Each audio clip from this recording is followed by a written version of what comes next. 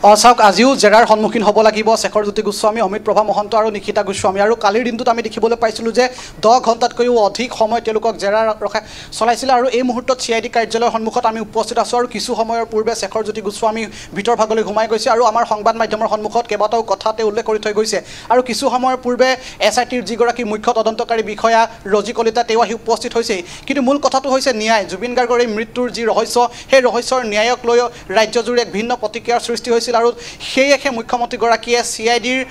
9জনীয়া এটা দল গঠন কৰি SIT গঠন কৰি দিছিল। আৰু ইয়াতে কালিৰ দিনটো দেখিবলৈ পাইছিলোঁ শনিবাৰৰ দিনটোত শেখৰজ্যোতি গোস্বামীকে ধৰি 3গৰাকী যি সহযোগী আছিলে ছিংগাপুৰলৈ যোৱা, সেই কেইগৰাকীক জেৰা চলাই থকা হৈছিলে। কিন্তু মূল কথাটোৱে হৈছে যে 10 ঘণ্টাতকৈ অধিক সময় তেওঁলোকে যিহেতু জেৰা চলাইছে, সেই জেৰাৰ সময়খিনিত কেনেধৰণৰ কথা তেওঁলোকে উপস্থাপন কৰিছে, জুবিন গাৰ্গৰ মৃত্যুত আচলতে নেগলিজেঞ্চ কাৰ আছে, সেই কথাখিনিক লৈ এক প্ৰকাৰে বহুতে জানিব বিচাৰিছে। অসমৰ ৰাইজৰ ব্যাপক প্ৰতিক্ৰিয়াৰ সৃষ্টি হৈছে। কিন্তু এই সময়খিনিত শেখৰজ্যোতি গোস্বামী আহি উপস্থিত হৈছে। সেই আন দুগৰাকী যি সহযোগী নিশিতা গোস্বামীয়ে হওক বা অমিত প্ৰভা মহন্তই হওক এতিয়ালৈকে আহি উপস্থিত হোৱাহি নাই। কিন্তু শেখৰজ্যোতি গোস্বামীয়ে কেইবাটাও কথা কৈছে। তেওঁ কৈছে যে এই গোটেই প্ৰক্ৰিয়াটোত ন্যায়ৰ দাবী তেওঁ উত্থাপন কৰিছে। কাৰণ সেই সময়খিনিত জুবিন গাৰ্গৰ অন্যতম এগৰাকী সহযাত্ৰী হিচাপে আছিলে এইগৰাকী তেওঁৰ জুবিনৰ বাদ্যযন্ত্ৰী শেখৰজ্যোতি গোস্বামী। গতিকে শেখৰজ্যোতি গোস্বামীয়ে কৈছে যে এই গোটেই প্ৰক্ৰিয়াটোত এক প্ৰকাৰে তেওঁ ন্যায়ৰ দাবী উত্থাপন কৰিছে। আৰু কালিৰ দিনটোত মুখ্যমন্ত্ৰীগৰাকীয়ে ফেচবুক লাইভ যোগে যিটো কথা উত্থাপন কৰিছিল যে এটা বাক্য কৈছিল যে হত্যা, এই গোটেই প্ৰক্ৰিয়াটোত এটা ৰহস্যঘন আচলতে গোটেই প্ৰক্ৰিয়াৰ জৰিয়তে জুবিন গাৰ্গক মৃত্যুমুখলৈ ঠেলি দিয়া হৈছিল নেকি, এনেধৰণৰ বহু প্ৰশ্নবোধক চিন আহি পৰিছে গোটেই ঘটনাক্ৰমত। কিন্তু মূল কথাটোৱে হৈছে যে এই যি 3গৰাকী, সেই 3গৰাকীকে কেৱল মাত্ৰ SITয়ে তদন্ত কৰি বা তেওঁলোকক জেৰা চলাই এই গোটেই ঘটনাটো কেনেধৰণে পৰৱৰ্তী পৰ্যায়লৈ গতিশীল কৰিব পাৰে সেইটো নিতান্তই এটা দেখনীয় হ'ব। কিন্তু মূল বিষয়টো হৈছে যে শ্যামকানু মহন্ত আৰু সিদ্ধাৰ্থ শৰ্মা যি দুজন মূল অভিযুক্ত বুলি এতিয়া সকলোৱে ক'ব বিচাৰিছে। শ্যামকানু মহন্ত আৰু সিদ্ধাৰ্থ শৰ্মাই কোনোবা অজ্ঞাত স্থানৰ পৰা ভিডিঅ' বাৰ্তা প্ৰেৰণ কৰিছে, তেওঁলোকে ফেচবুকত স্পষ্টীকৰণ প্ৰদান কৰিছে। কিন্তু সেই কথাসমূহক লৈ এতিয়া বহুতে প্ৰতিক্ৰিয়া সৃষ্টি কৰিছে। বহুতে ক'ব বিচাৰিছে যে তেওঁলোকক কিয় এই মুহূৰ্তলৈকে ধৰিব পৰা নাই। ইমান এটা টেকন'লজি উন্নত পৰ্যায় পালেগৈ, কিন্তু এই মুহূৰ্তলৈকে সেই দুগৰাকী ব্যক্তি কিয় ধৰিব পৰা নাই, সেই কথাখিনিও বহুতে ক্ষোভ প্ৰকাশ কৰিছে। এতিয়া পূজাৰ বতৰ, কোনেও পূজা পালন কৰিব পৰা নাই, জুবিন গাৰ্গবিহীন অসমখন কোনেও কল্পনা কৰিব পৰা নাই। গতিকে এই সময়খিনিত কেৱল সকলোৱে বিচাৰিছে জুবিন গাৰ্গৰ ন্যায়। কিন্তু মূল কথাটোৱে হৈছে ন্যায় কেতিয়া পাব, SITৰ তদন্ত প্ৰক্ৰিয়াটো কিমান ক্ষিপ্ৰতৰ হ'ব, কিমান গতিশীল হ'ব, সেই প্ৰশ্নখিনি কেৱল সংবাদ মাধ্যমৰ মানুহ হিচাপে আমিয়ে নহয় প্ৰতিগৰাকী অসমীয়াই প্ৰশ্ন কৰিছে। কিন্তু সেই প্ৰশ্নবোৰ যেন উত্তৰবিহীনভাৱে ৰৈ নাযায়, সেই কথাবোৰ গুৰুত্ব দিব লাগিব। মই কৈছোঁ যে শেখৰজ্যোতি গোস্বামী আহি উপস্থিত হৈছিল আৰু তেওঁ কৈছিল, আমি যেতিয়া তেওঁক প্ৰশ্ন কৰিছিল যে ইয়াত কাৰোবাৰ নেগলিজেঞ্চ থাকিব পাৰে নেকি, তেওঁ প্ৰশ্নৰ উত্তৰত কৈছিল যে মই কাকো এতিয়া ক'ব নোৱাৰোঁ, কাৰণ তদন্ত প্ৰক্ৰিয়াৰ মাজেৰে যাব লাগিব, কোনো কথাই তেওঁ প্ৰকাশ কৰিব নোৱাৰে। গতিকে এই কথাবোৰক লৈ এক প্ৰকাৰে এতিয়া সন্দিহান হৈছে। কিন্তু তদন্ত প্ৰক্ৰিয়া কৈছোঁ যে তদন্ত প্ৰক্ৰিয়া যথেষ্ট ক্ষিপ্ৰতৰ হ'ব, দীঘলীয়া হ'ব। আৰু গোটেই প্ৰক্ৰিয়াৰ মাজত আচলতে জুবিন গাৰ্গৰ যিটো মৃত্যুৰ ৰহস্য, সেই ৰহস্য ফাদিল কৰিব পাৰে নে নোৱাৰে সেই কথাটো পৰৱৰ্তী সময়তহে লক্ষণীয় হ'ব।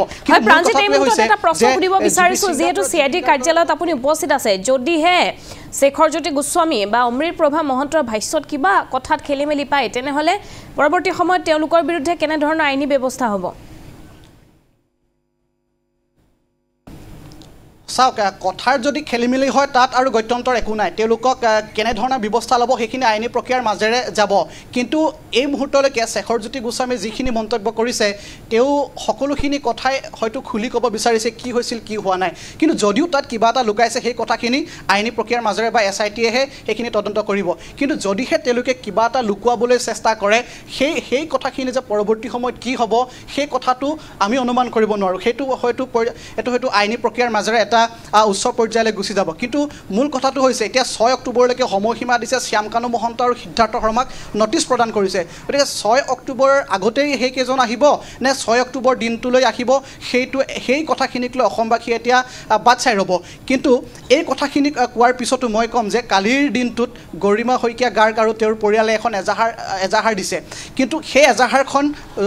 বহুদিন পূৰ্বতে দিয়াৰ পোষকতা কৰিছিল অসমবাসীয়ে, কিয়নো আজি 10টা দিন পাৰ হৈ গৈছে জুবিন গাৰ্গবিহীন অসম। কিন্তু সেই সময়খিনিত সকলোৱে কামনা কৰিছিল গৰিমা শইকীয়া গাৰ্গে কেতিয়া এজাহাৰ দিব, এইসকলৰ বিৰুদ্ধে তেওঁ কি ব্যৱস্থা ল'ব। কিন্তু অৱশেষত সেইখন এজাহাৰ দিয়া হ'ল আৰু সেই এজাহাৰখন দিয়াৰ পিছত এতিয়া সেইসকলৰ বিৰুদ্ধে পুনৰ তদন্ত প্ৰক্ৰিয়াটোত অধিক এটা ক্ষিপ্ৰতৰ হৈ উঠিব বুলি সকলোৱে কামনা কৰিছে কিন্তু যিকেইজন প্ৰবাসী অসমীয়া আছিলে সেইকেইজনলৈ SIT ফালৰ পৰা তেওঁলোকক নটিচ জাৰি কৰা হৈছিল সেইকেইজনেও খুব সোনকালে আহি যিহেতু প্ৰাঞ্জিত হয় 10টা দিনৰ সময়সীমা বান্ধি দিয়া হৈছে কিন্তু 10টা দিন বহুত সময় কাৰণ 10টা দিনত যিকোনো ধৰণৰ ঘটনা সংঘটিত কৰিব পাৰে তথ্য প্ৰমাণ নষ্ট কৰিব পাৰে তথ্য প্ৰমাণ নোহোৱা কৰিব পাৰে গতিকে এই মুহূৰ্তলৈকে যেহেতু জুবিন গাৰ্গে ব্যৱহাৰ কৰি থকা ফোনটো এতিয়ালৈকে আৰক্ষীৰ হাতত আহি পৰা নাই ফোনটো ক'ত গ'ল সেই সন্দৰ্ভত তদন্ত কৰিছে নে নাই বহুখিনি বিষয় আহি পৰিছে প্ৰাঞ্জিত স্বাভাৱিকতে সেই প্ৰশ্নখিনি সকলোৰে মনত উদয় হৈছে জুবিন গাৰ্গৰ যিটো ফোন সেই ফোনটো সিদ্ধাৰ্থ শৰ্মা বোলা এই মেনেজাৰজনে ৰখাই থৈছিল বুলি লগত যোৱা যিকেইজন ব্যক্তি আছিলে তেওঁলোকে কৈছে এতিয়াও জুবিন গাৰ্গৰ হোৱাটছএপতেই হওক মেছেজ এটা দিলে সেইটো ডাবল ক্লিক হয় অৰ্থাৎ সেই মেছেজটো ডেলিভাৰ্ড হৈছে কিন্তু সেই মেছেজ চিন এতিয়ালৈকে কৰা নাই গতিকে মোবাইল ফোনটো কাৰ হাতত আছে সেই মোবাইল ফোনটোতো বহুত তথ্য থাকিব পাৰে কিন্তু এতিয়ালৈকে SITয়ে সেই প্ৰক্ৰিয়াটোৰ মাজলৈ কিয় যোৱা নাই গতিকে ছিংগাপুৰত থকা সেই প্ৰবাসী অসমীয়া কেইজনে আজি 10টা দিনৰ সময় দিছে তেওঁলোকক হাজিৰ হ'বলৈ সেই 10টা দিনৰ ভিতৰত আপুনি ভাবকচোন তেওঁলোকৰ হাতত যিসমূহ তথ্য আছে সেই প্ৰমাণসমূহ তেওঁলোকে নাইকিয়া কৰিব পাৰে নে নোৱাৰে সেই প্ৰশ্নটো আমাৰ নহয় প্ৰতিজন অসমীয়াৰ তেওঁলোকৰ হাতত থকা যিসমূহ প্ৰমাণেই হওক তেওঁলোকে সেই সময়ত যোৱা তেওঁলোকৰ হাতত থকা ভিডিঅ'সমূহেই হওক সেইসমূহ মোবাইলৰ পৰা তেওঁলোকে নাইকিয়া কৰিব হাতৰ পৰা প্ৰমাণ নাইকিয়া কৰিব পাৰিব সেই সিমান সময়খিনিক তেওঁলোকক দিয়াৰ প্ৰয়োজন ক'ত আছিলে সেইখিনিক লৈহে অসমবাসীৰ এতিয়া প্ৰশ্ন এই তিনিজনৰ নাম ক'লোঁ শেখৰজ্যোতি গোস্বামী নিশিতা গোস্বামী অমৃতপ্ৰভা মহন্ত সেই তিনিগৰাকীকে কেৱল জেৰা কৰি এই তদন্ত প্ৰক্ৰিয়াটোত কিমান গতিশীল হ'ব সেই প্ৰশ্নটো সুধিব বিচাৰিছোঁ প্ৰাঞ্জিত যিহেতু নিশিতা গোস্বামী যিটো সময়ত ঘটনাটো সংঘটিত হৈছিল সেই ইয়ৎখনত উপস্থিত নাছিল তথাপিও যিহেতু ছিংগাপুৰত তেওঁ আছিল গতিকে তেওঁক তলব কৰা হৈছে তেওঁক SIT সোধা পোছা কৰিছে কিন্তু জুবিন গাৰ্গৰ সম্পৰ্কীয় ভাতৃ যিগৰাকীৰ নাম সন্দীপন গাৰ্গ সেই আৰক্ষী বিষয়াগৰাকীক এতিয়ালৈকে কিয় তলব কৰা হোৱা নাই ক'ৰবাত নহয় ক'ৰবাত আৰক্ষী বিষয়া হোৱাৰ বাবে তেওঁ সুবিধা পাইছে নেকি হাৰি যোৱাৰ বাবে হয়তো সুবিধা পাব পাৰে তেওঁ এগৰাকী আৰক্ষী বিষয়া আৰু তেওঁ উচ্চ পৰ্যায়ৰ এগৰাকী আৰক্ষী বিষয়া তেওঁ DSP পৰ্যায়ৰ এগৰাকী আৰক্ষী গতিকে সেই আৰক্ষীগৰাকীক কিয় মাতি অনা নাই সেইটো সকলোৰে এতিয়া সন্দেহৰ আঁৰত আছে কিন্তু মূল এই কথাখিনিয়ে হৈছে যে মোৰ কথাটো হৈছে শ্যামকানু মহন্ত আৰু সিদ্ধাৰ্থ শৰ্মা সেই দুজন ব্যক্তিক যেতিয়ালৈ তদন্ত প্ৰক্ৰিয়ালৈ নানে তেতিয়ালৈকে কিন্তু এই গোটেই ঘটনাটো ৰহস্যৰ মাজতে থাকিব এই মুহূৰ্তত মই দেখুৱাইছোঁ এয়া এক্সক্লুচিভলি দেখুৱাইছোঁ এয়া হৈছে অমৃতপ্ৰভা মহন্ত আহি উপস্থিত হৈছে সেই CID কাৰ্যালয়ত বাইদেউ কালিও আপোনাক জেৰা চলাইছিলে আজিও মাতিছে আপোনাক গৈ আহোঁ তাৰপিছত কম গৈ লওক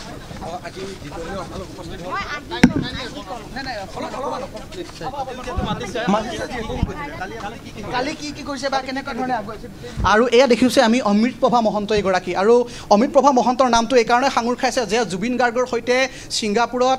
তেওঁ অনুষ্ঠান পৰিৱেশন কৰিবৰ কাৰণে গৈছিল আৰু সেইদিনা ইয়ৎখনত এইগৰাকী অমৃতপ্ৰভা মহন্তও সহযাত্ৰী হিচাপে গৈছিল কিন্তু সেই সহযাত্ৰী হিচাপে যোৱা এইগৰাকী অমৃতপ্ৰভা মহন্তক SITৰ তদন্তৰ আওতালৈ আনি এতিয়া বহু প্ৰশ্ন সুধি থকা হৈছে কালিৰ দিনটোতো আমি দেখিছিলোঁ 10 ঘণ্টা জোৰা তেওঁলোকক সোধা পোছা কৰি থকা হৈছে আৰু আজিও তেওঁলোকক সোধা পোছা কৰা হ'ব গতিকে এই যিসমূহ প্ৰক্ৰিয়া এই যিসমূহ তদন্ত এই তদন্তৰ আচলতে এটা দীঘলীয়া পৰিক্ৰমা হ'ব কাৰণ হঠাৎ এইখিনি থমকিবলগীয়া তদন্ত নহয় কাৰণ তদন্ত প্ৰক্ৰিয়াটো যিমানেই দীঘলীয়া হ'ব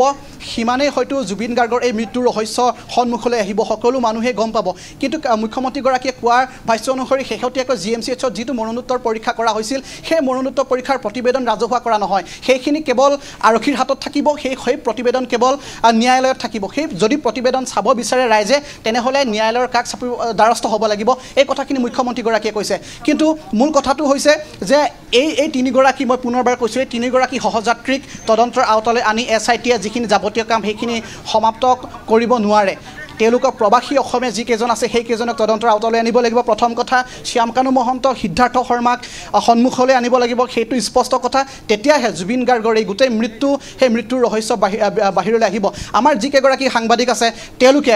প্ৰবাসী অসমীয়া কেইজনৰ সৈতে কথা পাতিবলৈ যত্ন কৰিছিল তেওঁলোকৰ সেইদিনা কি হৈছিল সেই কথাখিনিও পাতিবলৈ যত্ন কৰিছিল কিন্তু তেওঁলোকে কোনো কথাই আমাৰ সংবাদ মাধ্যমৰ সন্মুখত তেওঁলোকে সদৰি কৰা নাছিল তেওঁলোকে কৈছিল যে আমাৰ লগত SIT বা CIDৰ টীমে যোগাযোগ কৰিছিল কৰিছে আমি সকলোখিনি কথা তেওঁলোকৰ সন্মুখতে আমি ক'ম কিন্তু মই পুনৰবাৰ কৈছোঁ এটা শব্দ সেইটো হৈছে ন্যায় জুবিন গাৰ্গৰ ন্যায়ক লৈ এতিয়া ৰাজ্যজুৰি এতিয়া তীব্ৰ চাঞ্চল্যৰ সৃষ্টি হৈছে কাৰণ ন্যায় পাবনে নাপায় ন্যায় প্ৰক্ৰিয়া কিমান দীঘলীয়া হ'ব মুখ্যমন্ত্ৰীগৰাকী হয়তো ওতপ্ৰোতভাৱে গোটেই প্ৰক্ৰিয়াটোত লাগিছে গোটেই প্ৰক্ৰিয়াটোৰ সৈতে জড়িত হৈ পৰিছে গতিকে মুখ্যমন্ত্ৰীগৰাকীয়ে ন্যায় পাব নাপায় সেইখিনি কথা আহিব এতিয়ালৈকে দুগৰাকী যিহেতু সহযাত্ৰী আহি উপস্থিত হ'লহি অমিত প্ৰভা মহন্ত আৰু শেখৰজ্যোতি গোস্বামী হয়তো এই ৰাস্তাটোৰে মই দেখুৱাইছোঁ এই ৰাস্তাটোৰে সোমাই আহিব নিশিতা গোস্বামী গতিকে নিশিতা গোস্বামী অহাৰ লগে লগে হয়তো আজিৰ দিনটোৰ যি তিনিগৰাকী এই অভিযুক্ত সেই তিনিগৰাকী অভিযুক্তক জেৰা চলোৱা হ'ব কিন্তু মূল কথাটো হৈছে যে SITৰ টিমে সেই তিনিগৰাকীক দীঘলীয়া এটা তদন্ত প্ৰক্ৰিয়া দীঘলীয়া এটা জেৰাৰ মাজেৰে কোনবোৰ কথা এক প্ৰকাৰ উলিয়াবলৈ যত্ন কৰিছে কোনবোৰ কথা তেওঁলোকে ভাষ্য প্ৰদান কৰিছে ইহঁতত যোৱা পাৰ্টিত সেইদিনা কি হৈছিল জুবিন গাৰ্গে কি কৰিছিল সিদ্ধাৰ্থ শৰ্মাৰ নেগলিজেন্স কি আছিল শ্যামকানু মহন্ত সেইদিনা ক'ত মিটিঙত ব্যস্ত আছিল এই খবৰটো পায়ো তেওঁ যে মিটিঙত ব্যস্ত আছিল নৰ্থ ইষ্ট ফেষ্টিভেল পতাত ব্যস্ত হৈছিল এইজন ফেষ্টিভেল মহন্ত হিচাপে খ্যাত এগৰাকী ব্যক্তিয়ে গতিকে তদন্ত প্ৰক্ৰিয়া দীঘলীয়া হ'ব তদন্ত প্ৰক্ৰিয়াত সকলোৰে নাম সাঙুৰ খাব আৰু এই তদন্তৰ যিসকল অভিযুক্ত সাঙুৰ খাইছে নাম সেইসকল যাতে সহজে বাচি যাব নোৱাৰে তাৰ বাবে SITৰ ক্ষিপ্ৰ হৈছে SITয়ে এতিয়া ভিতৰ ভাগত তদন্ত অব্যাহত ৰাখিছে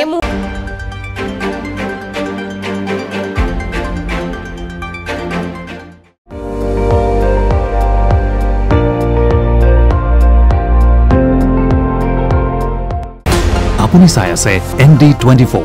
সৰ্বশ্ৰেষ্ঠ নহয় সৰ্বোত্তমৰ দৌৰ